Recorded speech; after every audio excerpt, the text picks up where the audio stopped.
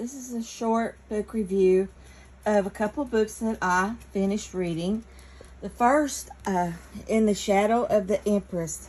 Very good. I gave it 5 stars. Excellent book. This is the second book by this author that I've read, and I really enjoy her writing. She writes like it's a novel and not nonfiction. She well researches her subjects. This is about Marie Therese and her children. She had 16, but it's mainly about her 3 daughters, Marie Antoinette, Marie Carolina, and Maria Christina. Marie Therese inherited the throne from her father Charles, I think Charles VI, and she had a pretty hard time of it. She got to marry for love, so some of her daughters, or her children, her sons too, she let marry for love, and more than a couple, most of them she had arranged marriages. Of course, everybody knows Marie Antoinette married Louis XVI and what happened to her. But I've learned a lot reading this book. Maria Carolina's granddaughter, Marie Therese's great-granddaughter, married Napoleon, was his second wife. And he's the one that took over France after Marie Antoinette and her husband were beheaded. And I thought that was really interesting. All 3 women were strong, but Marie Carolina and Marie Christina, they were just amazing women. Strong leaders. Marie Carolina was the Queen of Naples and Sicily, and she had a terrible husband. Weak, terrible. And she mainly ruled the country, and she was like her mama. She just fought wars, and she fought against Napoleon, and it's just a really good book. I gave it 5 stars. Excellent book. Then this met the bingo prompt beautiful cover. All of her books have really pretty covers. I read this for the short story bingo prompt, and I did not like it. It was a big disappointment. I think I gave it 2 stars.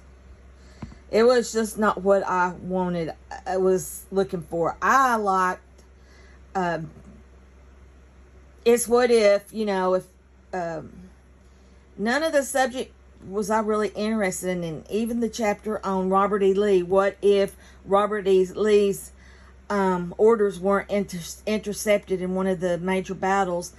And it was just, the what if I would want would be like, what if Stonewall Jackson hadn't died? Would the South have lost Gettysburg? I would like to know what the country would have been like if he had lived. What the country would have been like if Hitler hadn't died. What the country would have been like if Abraham Lincoln hadn't been assassinated. And this was just a disappointment. I don't recommend it.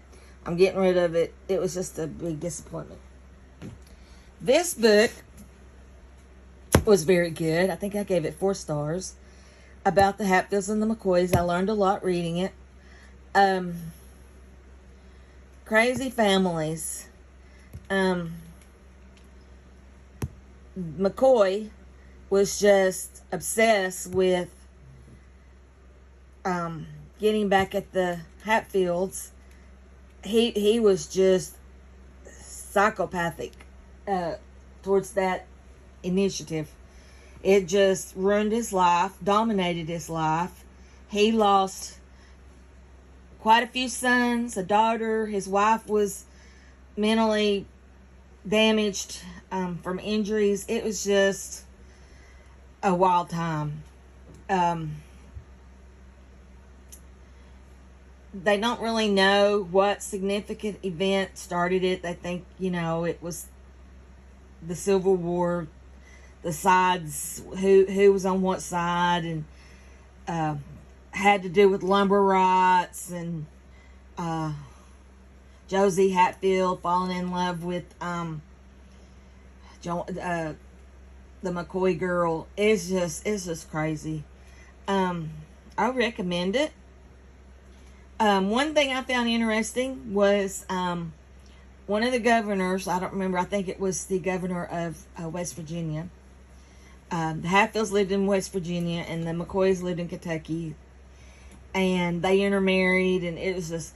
Anyway, he sent this man named Sam Hill to investigate and just to see what was really going on. And that's where the saying, what in the Sam Hill is going on, they think came from. I thought that was kind of interesting. But anyway, it was a good book.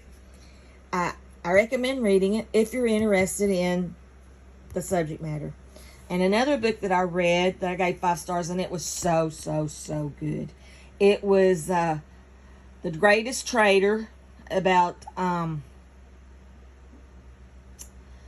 crap, Roger Mortimer, sorry. And it's by Ian Mortimer, no relation. And it was so good. He was the one that had an affair with Isabella, Queen of France, Edward II's wife. And Edward II was a lazy, terrible king. He was only interested in his favorites and not ruling the country. But anyway, Roger Mortimer grew up with Edward II and spent a lot of time under Edward I. And he was a faithful soldier, a faithful leader, a faithful commander, just extremely loyal to Edward I, Edward II, and to the country.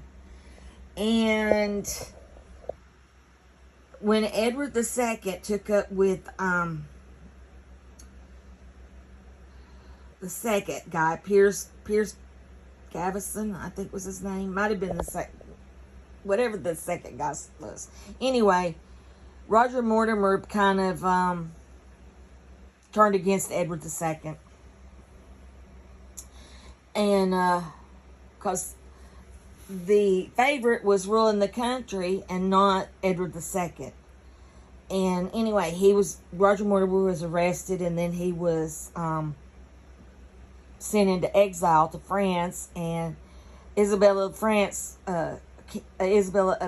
France, who was queen, was in France. Anyway, they hooked up and ended up deposing Edward II and were ruling in the place of her son. And Roger Mortimer was always fair, and